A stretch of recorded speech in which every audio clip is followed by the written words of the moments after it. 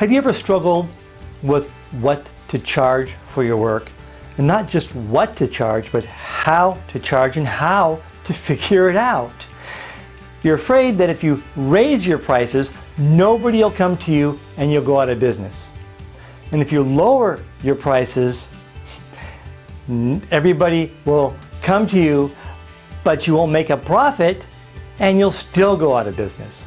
All your friends and your peers all think you're too high already, so raising your prices scares you.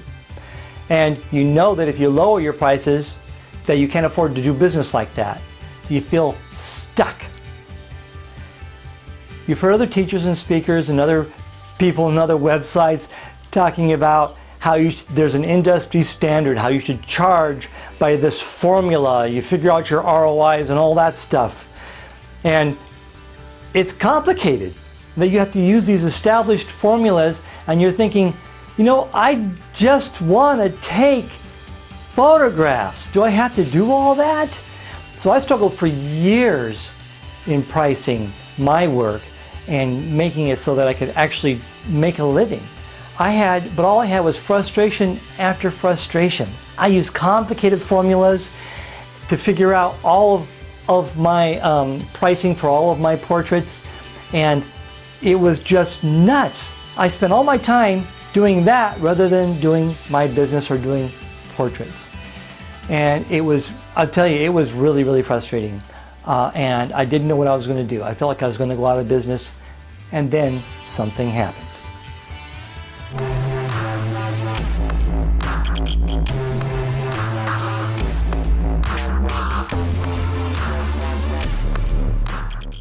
Hi, I'm Rick Donovan, owner of Donovan Photographics, founder of Masters of the Wall Purchase Seminars, and creator of Peace Through Profit. That's a website that helps artists like you to sell your work without selling your soul. There is a lot of controversy out there about pricing your work. There's formulas and terminology and accounting methods, and hey, I just want to pick up my camera and take pretty photos, okay? I want to make my art. Can I make pricing my work simpler? Well, the answer is yes, you can. And I'm going to tell you how I did it. Now, my way is not the only way, and I can't guarantee that it's going to be a perfect solution for everybody out there, okay? But it has worked for a lot of photographers. And when I say it's working for them, what I mean is that it allows them to bring in enough profit that they can sustain their business, their household, their lifestyle, send their kids off to college. It works. Now, people ask me all the time, well, how did you, Donovan, come up with your prices? Quite frankly, I made them up. So I tried everything, and after everything didn't seem to work, in fact, I tried lowering my prices because people were complaining all the time, so I lowered them down, and man, I almost went bankrupt doing that. I wasn't making any money at all. It did not feel good at all. It was just, oh. And I was starting to really resent people because now I'm giving away my work and they're still complaining. And I'm thinking, why am I doing this for these people? I'm giving them rock bottom prices, you know, sometimes less than what I paid for it. And they're still complaining. What happened next was I got mad. It seemed like no matter how low my prices went, they still weren't happy. No matter what I did, people did not like my prices. So I decided, when I got really angry, that I was going to give them a reason to not like my prices. So I raised my prices. In fact, I more than doubled some of my prices, even quadrupled. I had been so afraid to raise my prices and that no one would come to me and I would go out of business. Well, I was going out of business anyway, so what did I have to lose? And if I was going to go out of business, I was going to go out as the highest priced photographer in my state. And so I just made up some numbers and went crazy with it. I got madder than a wet hornet. I sat down with my old price list and I started scratching out prices on there and putting in new ones. And these new ones looked ridiculous to me. I didn't think anybody would ever pay these prices. It didn't matter to me that no sane person was going to pay those kind of prices. What mattered to me is at least they would respect me. I had a simple 2-step plan. First, I'm just going to make up numbers. Okay, nothing complicated, but no more of this $9.95 stuff. Even numbers only. Everything will be even numbers. After all, $9.95 is really 10 bucks, right? And everybody knows it. So why not just be honest and say what it is?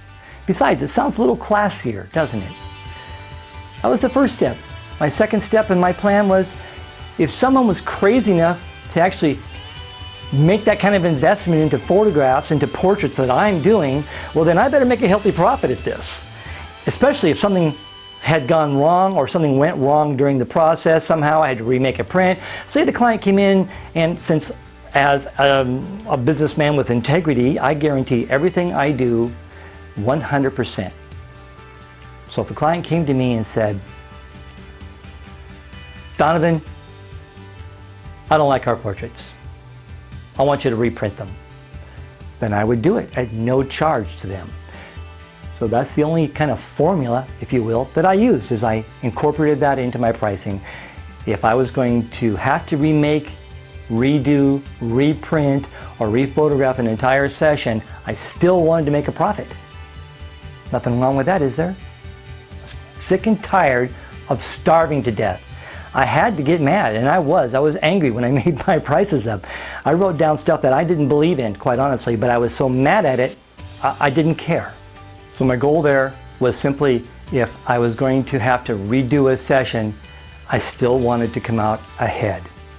Now, I didn't do a lot of math, to figure all this stuff out, because, and I'm sure you're the same way, as a business person, you know what things cost you. You kind of have an idea, this number, this range of what things cost and what the expenses are in running a business.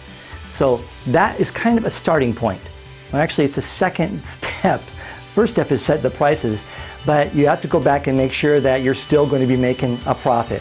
And I wouldn't overcomplicate this. I would simply say, hey, if I had to remake everything, could I do it and still come out ahead?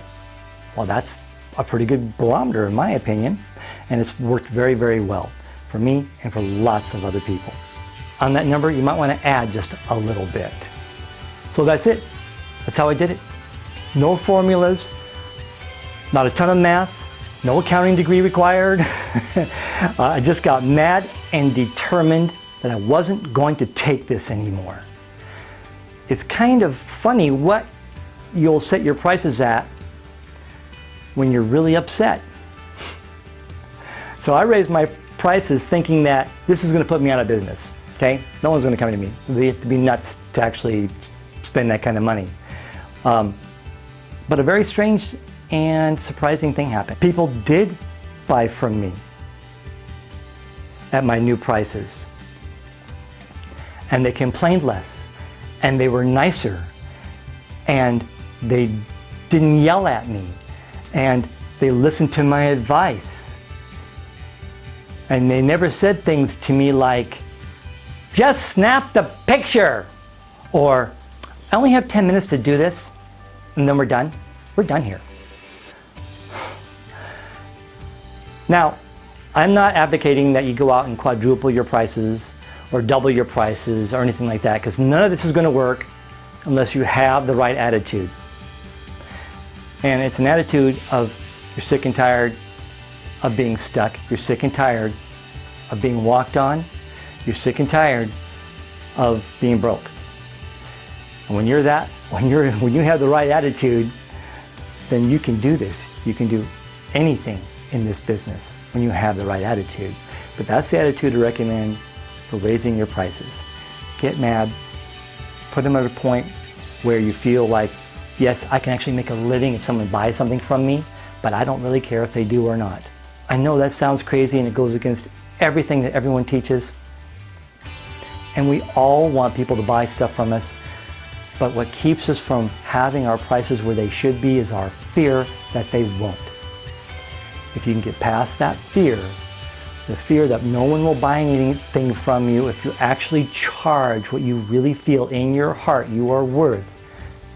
If you can get past that fear, you'll be surprised at what people will do and how much they will spend. They'll feel more comfortable with you.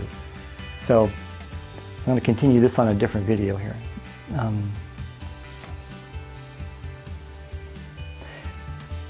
It's important to have the attitude of win, lose, fail, go out of business, or become rich. It doesn't matter. You're going to keep your prices the way they are. Be stubborn about it. I don't care what people think. I don't care what people say.